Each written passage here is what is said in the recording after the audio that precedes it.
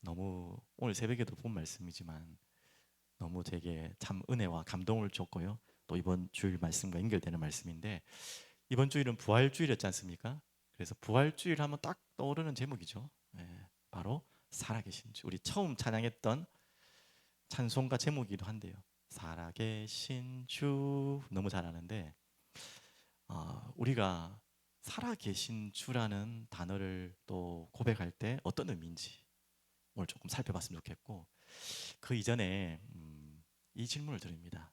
오늘 이제 뒷부분만 봤지만 앞부분 전체를 보면 이 시편 91편은 굉장한 지금 위기와 두려움과 환란 속에 갇혀 있는 그 하나님의 백성들을 향한 하나님의 말씀이죠.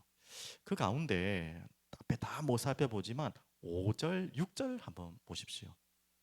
안 읽었지만 5절, 6절 한번 제가 같이 한번 읽어볼까요? 너는 밤에 찾아오는 공포와 낮에 날아드는 화살과 어두울 때 퍼지는 전염병과 밝을 때 닥쳐오는 재앙을 두려워하지 아니하리로다. 결론은 두려워하지 아니하리로다인데 이 결론을 얻기 위해서는 먼저 여러분 이 얼마나 큰 두려움인지 아시죠? 밤에 찾아오는 공포라는 건 뭐겠습니까? 밤에 찾아오 뭐 밤이니까 캄캄하니까 뭐가 나타날 것 같은 뭐 그런 말도 되겠지만 그 얘기 아니죠. 말하면 쉽게 말하면 알 수 없는 두려움이 있잖아요. 실체를 알 수 없는 두려움. 여러분 그런 밤 많이 보내보신 기억나시죠? 밤이 캄캄해서 두려운 게 아니라 자기 전에 오만 생각이 다 드는 거. 이상 낮에는 막 정신없이 만나고 막 이러니까 정신없다가 밤에 조용하게 누워 있으면 오만 걱정. 오만 걱정하지. 오만 생각이라는 게 진짜 오만입니다. 숫자 오만이에요. 우리가 오만 가지 생각을 한다면 하루에. 그러니까 밤엔 더 하죠 그냥.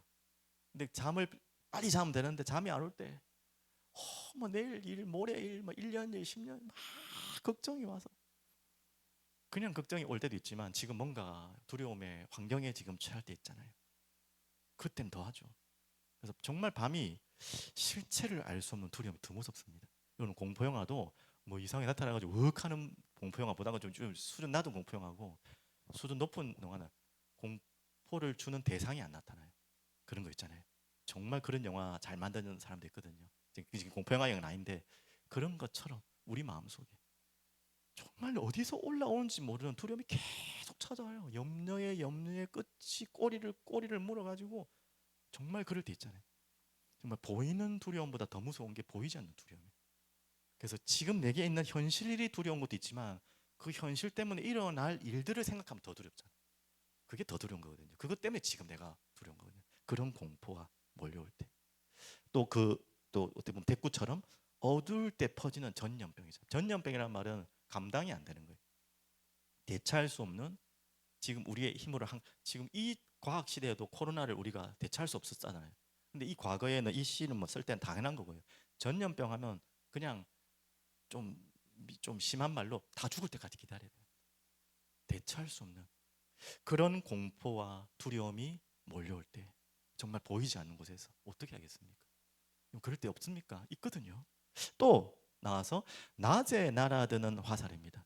또 연결해서 밝을 때 닥쳐오는 재앙 이렇게 나왔는데 연결해서 말하면 오늘 5, 6절은 이제 눈에 보이는 현실이죠.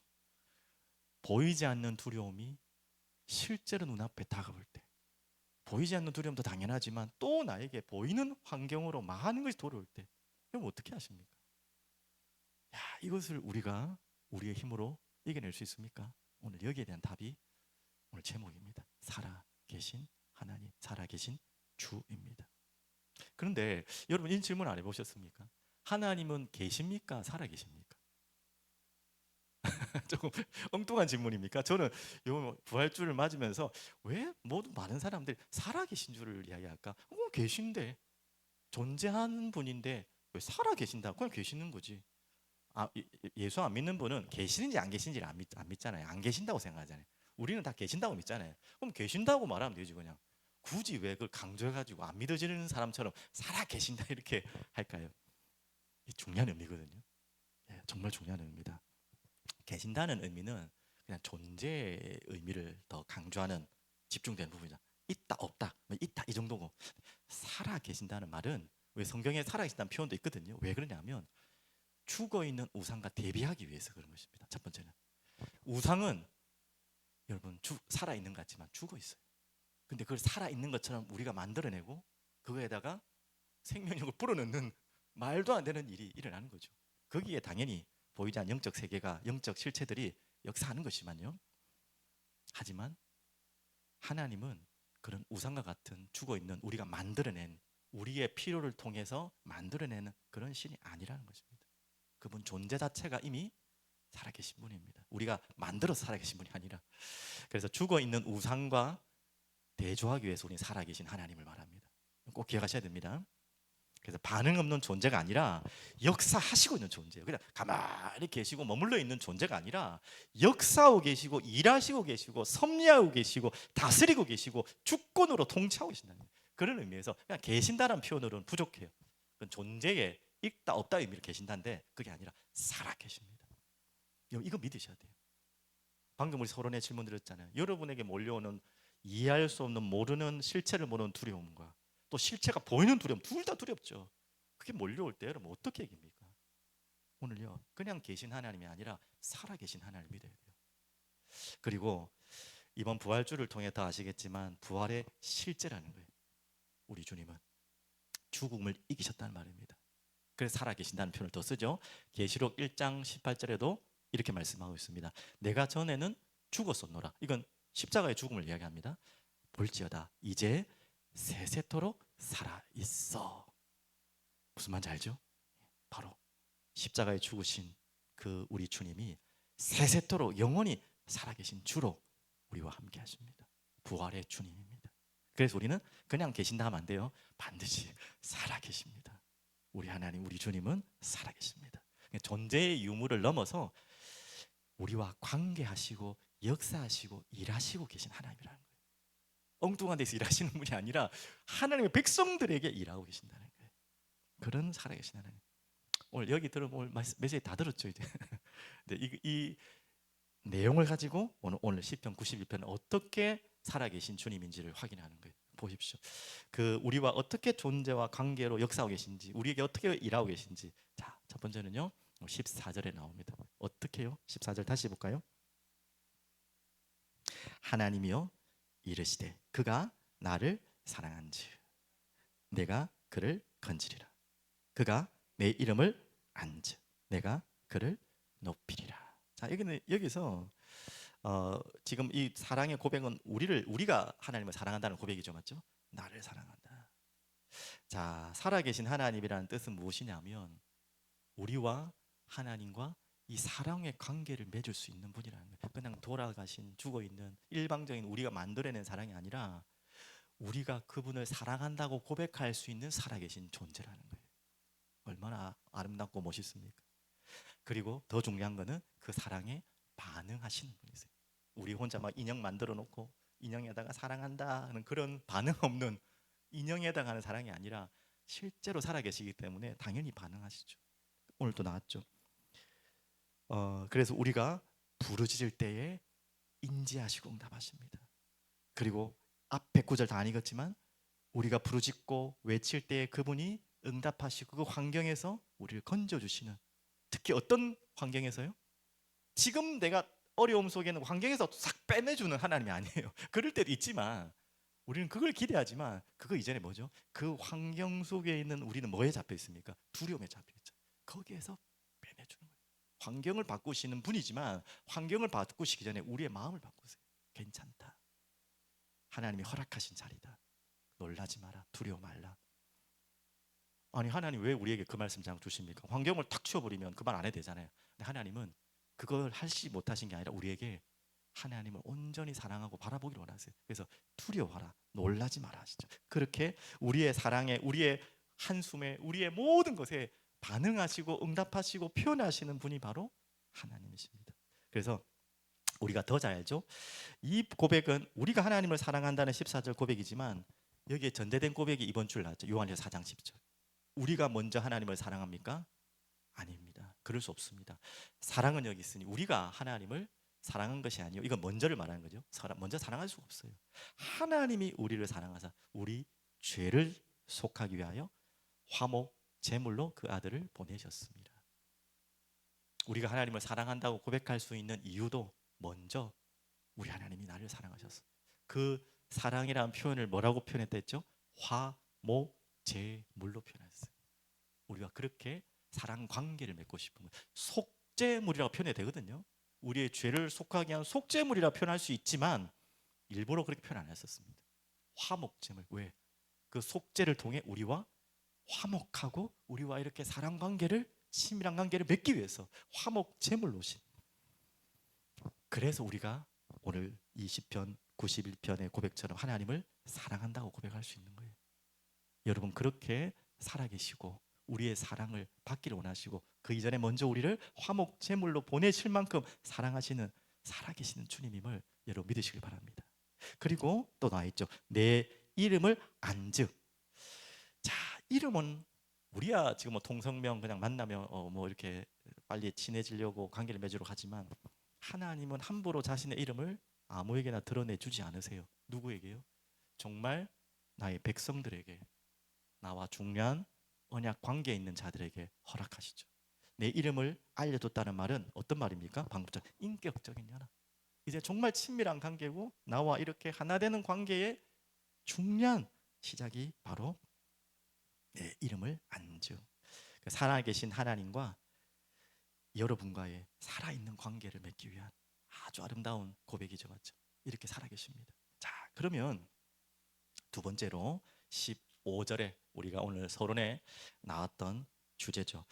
한번 보겠습니다. 그가 내게 간구하리니 내가 그에게 응답하리라. 이런 관계죠. 살아계시기 때문에 그들이 환난 당할 때 내가 그와 함께하여 그를 건지고 영화롭게 하리라.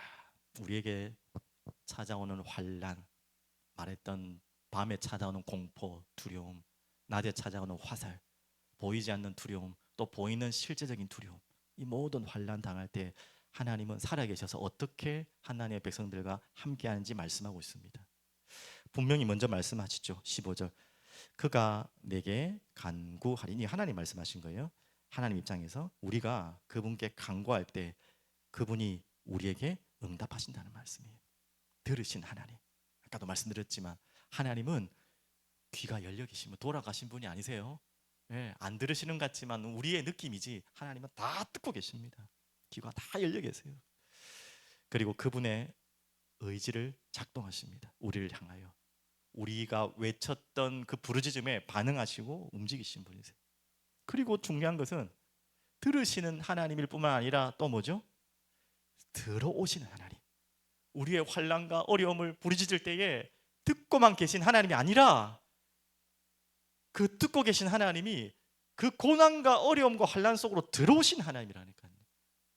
그 살아 계신다는 거예요. 듣고 아유 그래 힘들겠네 들어주고 그냥 끝내는 게 아니고 그 들으신 하나님께서 우리의 환난 가운데로 들어오신다는 거예요. 그렇게 살아 계십니다. 얼마나 위로가 됩니까? 멀리서 지켜보는, 멀리서 듣고 계시는 관찰자로 계신 게 아니에요. 어떻게 해요? 우리가 찢기고 상처 입은 그 상처 속으로 들어오세요. 저번째 말씀 표현처럼 조금 과한 표현이지만 쓰레기통으로 들어오시는 분이세요. 멀리서 지켜보고 이렇게 하는 것이 아니고 완전히 들어오세요. 그 사건이 성육신 사건 아닙니까? 그게 다가 아니죠. 십자가 사건입니다. 우리의 고통, 그 최악의 끝의 고통을 다 실제 체험하시고 들어오셨어요. 그래서 그분의 찢기심이 우리를 낫게 하시는 것입니다. 그래서 우리의 고통을 치유하신다고 하셨어요. 하나님은 멀리서 그냥 지켜보신 하나님이 아니세요. 우리를 너무나 잘 아시고 우리가 당한 최끝의 고통을 다 일부러 맞이하시고 느껴보시는 분이십니다. 왜 그런 일을 하시겠습니까? 사랑하십니다. 알고 싶으신 거예요. 사랑하는 대상의 고통을 느끼고 싶은 거예요. 이해하고 싶으신 거죠. 표현이 조금 이상한 표현이긴 하겠지만 하나님은 모르시는 게 있냐 하지만 그런 의미가 아니라 맞죠. 그렇게 우리를 사랑하시고 함께 하십니다. 자, 그래서 여러분 오늘 1절에서 13절까지는 여러분 뭐 새벽에 읽었겠지만 자세히 안 보신 분들은 끝까지 읽으면 이렇게 느껴질 수 있을 거예요. 아, 하나님은 우리의 모든 고통을 다 제거해 주시고 환난에서 건지시고 이기시고 끝내시는구나. 그렇게만 읽으시면 안 돼요. 그러면 너무나 우리의 삶은 너무 멀잖아요. 또 성경의 많은 인물들은 하나님이 그렇게 안 하셨잖아요. 다윗, 뭐 바울만 해도 환난과 고통을 내버려 두셨잖아요. 허락하셨잖아요. 왜 그러면 하나님은 내버려 두십니까? 그게 이유가 아니죠. 하나님은 우리에게 뭐라고 말씀하시냐면 아까 말씀하고 연결되는데요.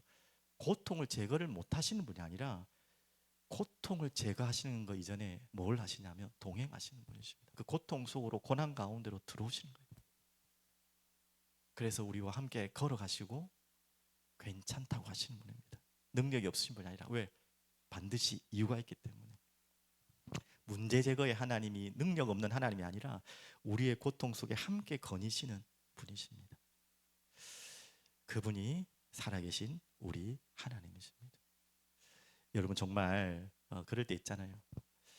아, 내 고통 아무도 알아주는 사람 없고 아무도 이해해주는 분 없고 나만 너무나 힘들고 하나님은 계신지 안 계신지도 모르겠고 너무나 멀리 계신 것 같지만 하나님은 살아계십니다. 정말 살아계십니다. 저도 뭐 간증할 게 너무 많지만 여러분도 아마 그런 간증들이 있을 거예요. 여러분에게 중요한 어려움이 왔을 때 그렇게 부르짖고 외치고 하나님을 막 정말 땡감도 치르고 할 때가 한 번쯤은 계셨죠? 살아계시는 동안 지금까지. 그런데 하나님은 아무런 대답이 없는 묵묵부답의 하나님, 어딘가에 멀리 계신 하나님, 고함만 더 커지는 나의 모습을 보고 힘 빠지고 실망할 때가 많이 계셨을 겁니다. 하지만 그때는 몰랐어요. 그때는 안 계신 줄 알았어요, 하나님이. 아니면 나와 조금 관계를 멀리하고 계신 줄 알았어요. 그런데 돌이켜 지켜보면 그 가장 부르짖고 고통에 외치고 울부짖는 그 자리에 가장 가까이 계셨었어요. 그 당시에만 몰랐었던 거죠. 지나가 보니까 보여요. 이제 보여요. 도저히 이해되지 않는 그 현실 속에서는 안 보였는데 지나고 나니까 그 고통 속에 그 부르짖음 속에 가장 가까이 계시고 그냥 멍하니 보고 계신 게 아니라 나를 만지고 계셨고 나를 온전히 치유하고 계셨고 나뿐만 아니라 내가 부르짖고 있는 그 모든 곳에 하나님이 나도 모르게 조용히 섬세한 손으로 다듬어 가시는 것을 이번에 우리 고난주간과 부활주를 통해서 저는 뭐 구체적으로 말할 수 없고 체험하고 간증할 수 있는 내용입니다. 여러분, 여러분에게 이해할 수 없는 고통과 부르짖음 속에 외로움과 아까 말했던 밤에 오는 공포와 눈에 보이는 현실이 확 닥쳐왔을 때 하나님의 백성이 뭐 하겠습니까? 부르짖고 울부짖고 매달리죠, 맞죠? 그런데 그때 아무런 변화가 없는 환경, 달라지지 않는 상황일 때가 더 많을 겁니다, 아마. 갑자기 막 기적과 같이 일어나고 막 병이 났으면 치유도 되고 그럴 때도 있겠지만 안 그럴 때가 더 많을 거예요. 그러면 그때는 하나님이 내 기도를 안 들으신 것입니까? 그때는 주무시고 계셨습니까? 아니에요. 하나님은 다르게 우리가 기대하고 간구했던 것보다 더 잘하시는 주님이 여러분을 만지고 여러분의 상황을 만지셔서 지나고 나니까 모든 것을 가장 선한 계획으로 살아서 역사하신 것을 보게 될 것입니다. 여러분 정말 속지 마십시오. 지금 이해 안 된다고 너무 앞이 캄캄하다고 두려워하지 마십시오. 하나님은 여러분과 함께 계십니다. 그냥 멍하게 계신 게 아니고요. 살아 계십니다. 살아 계신 하나님입니다. 아까 표현 무슨 말인지 다 전달했지 않습니까? 살아 계신 주님입니다. 여러분 그거 잊지 마십시오. 그래서 마지막 결론으로 이렇게 나오죠. 16절입니다.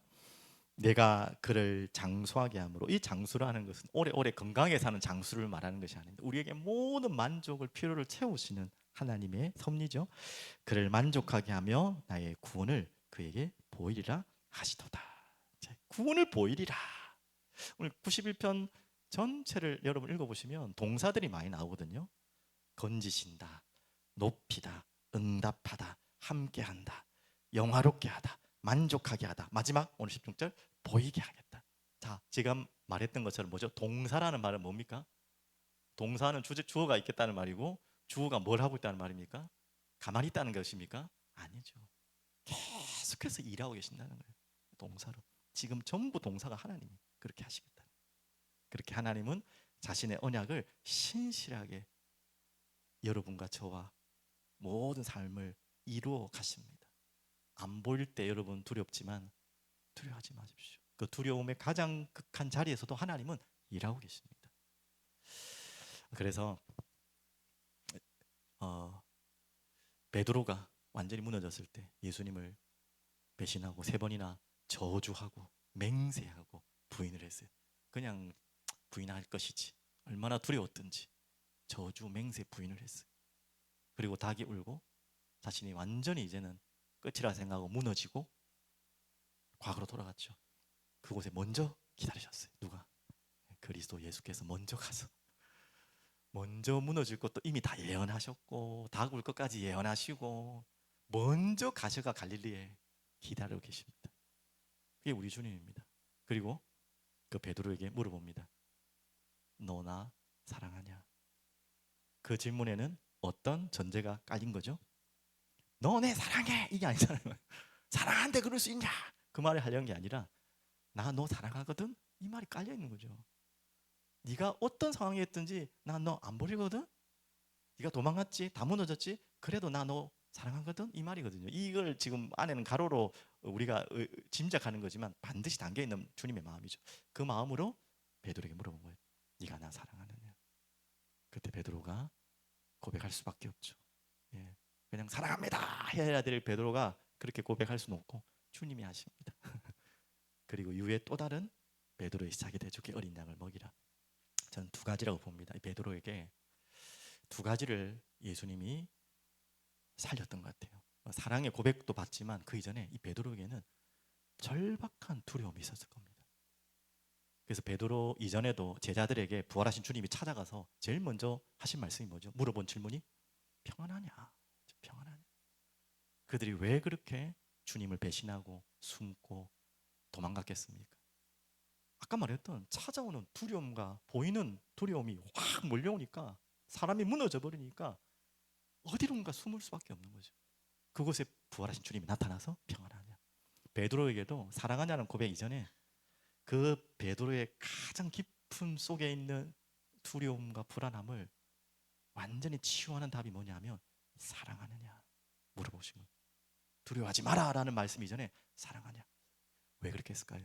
바로 그 사랑이 우리에게 가장 깊숙이 나도 알지 못하게 끊임없이 올라온 두려움을 멈추게 할 수 있는 답입니다. 사랑하고 두려움은 조금 안 맞는 것 같지 않습니까? 아니에요. 그냥 감정적인 사랑은 두려움하고는 상관없을 수 있어요. 그게 조금 이해되겠지만 지금 예수님이 말하는 사랑과 하나님이 방금 우리와 함께한 사랑은 감정의 수준을 말하는 게 아니에요. 관계의 수준을 말하는 것입니다. 친밀한 관계, 영원히 떨어질 수 없는 관계를 말하는 거예요. 그냥 사랑하는 감정이 있니? 베드로야, 너 나 사랑하는 감정이 있니? 그 느끼한 그런 이야기가 아니시고요. 너 나와 붙어 있니? 난 너와 붙어 있다. 영원히 떨어질 수 없다. 그 사랑을 말하는 거예요. 그래서 사랑은요, 두려움을 몰아내게 수 있는 거예요. 우리가 두려운 이유는, 아이가 두려운 이유는 왜 두렵죠? 부모가 없다고 생각할 때 두려운 거예요. 부모가 나를 지키지 않는다고 생각할 때 두려운 거예요. 부모가 나를 멀리 가면 버린가 아닌가 할 때 두려운 거예요. 그 두려움을 멈추게 하는 것은 무엇입니까? 무서워하지 마, 겁쟁아. 그 말이 아니지 않습니까? 내가 너를 사랑한다. 그 말은 내가 너를 떠나지 않았어. 항상 함께하고 있어. 어떤 순간에도 네가 어떤 무너질 일을 하고 짓을 해도 나는 너 떠나지 않아. 이 말입니다. 그런 관계의 인격적인 고백이 내가 너를 사랑하느냐 합니다. 오늘 여러분에게 서론에 다시 질문하면 밤에 몰려오는 공포와 많은 현실 속에 오는 이런 막 찾아오는 현실 속에 두려움이 몰려올 때 당연히 두려움을 이길 수 있는 능력을 달라고 하나님 또 필요하겠지만 가장 근본은요, 주님 사랑합니다 고백하면 돼요. 엉뚱한 것 같죠? 한번 해보십시오. 저는 되던데요. 그게 그냥 감정으로 애틋한 막 그런 걸 넘어서 주님 사랑합니다 라는 고백은 주님 나와 함께 하십니다. 주님 나를 버리지 않으셨습니다. 주님 언제나 나와 곁에 계십니다 라는 말이 전제되는 고백이에요. 여러분 오늘부터 한번 시작해 보십시오. 여러분 마음속에 깊은 두려움이 오고 절망이 오고 외로움이 오고 공허함이 오고 허전함이 오고 그럴 때마다 주님 사랑합니다. 주님 사랑합니다. 주님 사랑합니다. 특히 밤에 잠 안 오시는 분들 잠 올 때까지 계속 해보십시오. 주문 외우라는 건 아닌지 아시죠? 주문 외우는 게 아니라 진짜 내 마음의 고백으로. 여러분 거꾸로 여러분 고백할 때 이 고백이 들려야 돼요. 내가 너 사랑하고 있다. 내가 너 사랑하고 있다. 괜찮다. 괜찮다 얘야. 괜찮다 누구누구야. 그 음성이 들릴 겁니다. 마음에 귀로 들리는 게 아니고요. 오늘 그런 여러분 깊은 절망의 밤에 주의 음성을 듣는, 주님이 여러분을 사랑한다는 음성을 듣는 그런 귀한 밤이 되기를 간절히 기도드리겠습니다. 우리 주님은 살아계십니다. 살아계신 주님 감사합니다. 찬양합니다. 영광 돌립니다. 주님은, 우리 하나님은 계시는 분으로 멈춰 있는 분이 아니라 살아계신 하나님이시오.